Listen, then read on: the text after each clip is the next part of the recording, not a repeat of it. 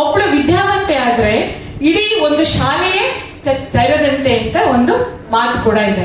ಅದೇ ತರ ಒಬ್ಳು ಹೆಣ್ಣು ಮಕ್ಕಳು ಆರೋಗ್ಯವಾಗಿದ್ರೆ ಆಕೆ ತನ್ನಲ್ಲಿ ಏನು ಜ್ಞಾನ ಇದೆಯೋ ಅದನ್ನ ಮನೆ ಮಂದಿಗೆಲ್ಲ ಹಂಚಿ ಮನೆ ಮಂದಿ ಎಲ್ಲವೂ ಕೂಡ ಆರೋಗ್ಯಕರ ಇರೋ ಹಾಗೆ ನೋಡ್ಕೊಳ್ತಾರೆ ಅನ್ನೋದನ್ನ ಅರ್ಥ ಮಾಡ್ಕೊಂಡಂತಹ ಮಣಿಪಾಲ್ ಹಾಸ್ಪಿಟಲ್ ಅವರು ಹೆಣ್ಣು ಮಕ್ಕಳ ಜೀವನದಲ್ಲಿ ಆರೋಗ್ಯ ಎಷ್ಟು ಪ್ರಾಧಾನ್ಯತೆಯನ್ನು ವಹಿಸುತ್ತದೆ, ಒಳ್ಳೆಯ ಆರೋಗ್ಯದ ಮುಖಾಂತರ ನಾವು ವಿಶ್ವ ಅಮ್ಮಂದಿರ ದಿನಾಚರಣೆಯನ್ನ ಆಚರಣೆ ಮಾಡ್ತೀವಿ ಅಂತ ನಮಗೆಲ್ರಿಗೂ ಕರೆ ಕೊಟ್ಟಿದ್ದಾರೆ. ಅದೇ ತರ ಈಗಾಗಲೇ ಸಾಕಷ್ಟು 6 ಜನ ಡಾಕ್ಟರ್ಗಳು ಮಾತಾಡಿದ್ರು.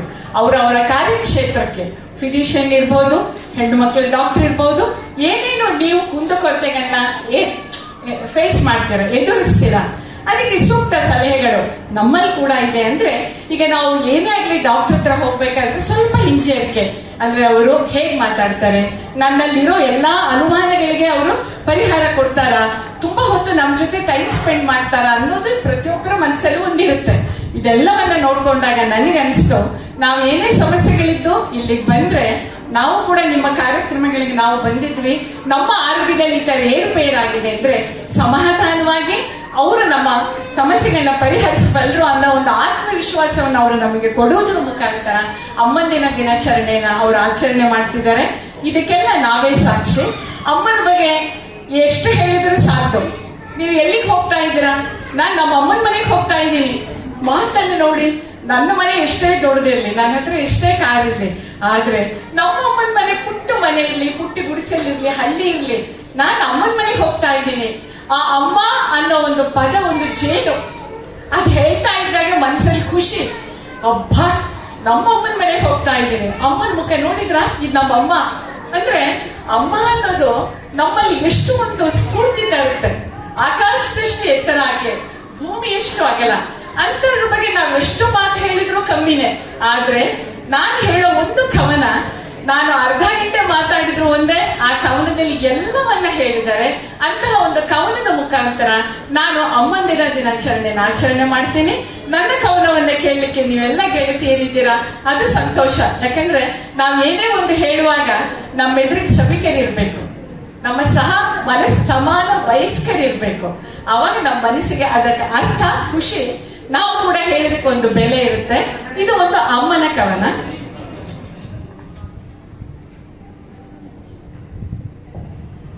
ಅಮ್ಮ ನಿನ್ನ ಮರೆಯದಂತೆ ನನ್ನನ್ನೊಮ್ಮೆ ಹರಸುತ್ತಾಳೆ, ಅಮ್ಮ ನಿನ್ನ ಮರೆಯದಂತೆ ನನ್ನನ್ನೊಮ್ಮೆ ಹರಸುತ್ತಾಳೆ, ನಿನ್ನ ನೆನಪಿನಿಂದ ನಾನು, ನಿನ್ನ ನೆನಪಿನಿಂದ ನಾನು ಎನಿತೋ ಧನ್ಯಳು, ಎನಿತೋ ಧನ್ಯಳು, ಅಮ್ಮ ನಿನ್ನ ಮರೆಯದಂತೆ ನನ್ನನ್ನೊಮ್ಮೆ ಹರಸುತ್ತಾಳೆ, ಇರುಳನೊಂದು ಹಗಲು ಮಾಡಿ ದುಡಿದು ದಣಿದ ನಿನ್ನ, ಇರುಳನೊಂದು ಹಗಲು ಮಾಡಿ ದುಡಿದು ದಣಿದ ನಿನ್ನ, ಬೆವರ ಬೆಳೆಗೆ ಯಾವ ಸಿರಿಯು ಸಾಟಿ,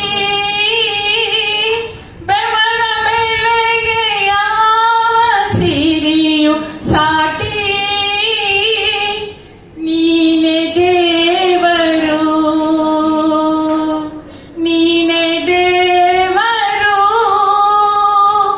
ಅಮ್ಮ ನಿನ್ನ ಮರೆಯದಂತೆ ನನ್ನನ್ನೊಮ್ಮೆ ಹರಸುತ್ತಾಳೆ, ದೊರೆಯಾದರೇನು ಧರೆಗೆ ತಾಯಿಗವನು ಮಗು ತಾನೇ, ದೊರೆಯಾದರೇನು ಧರೆಗೆ ತಾಯಿಗವನು ಮಗು ತಾನೇ, ತೊರೆಯಬಾರದವಳ ನೆನಪ, ತೊರೆಯಬಾರದವಳ ನೆನಪ, ಮನುಜ ಮನಗ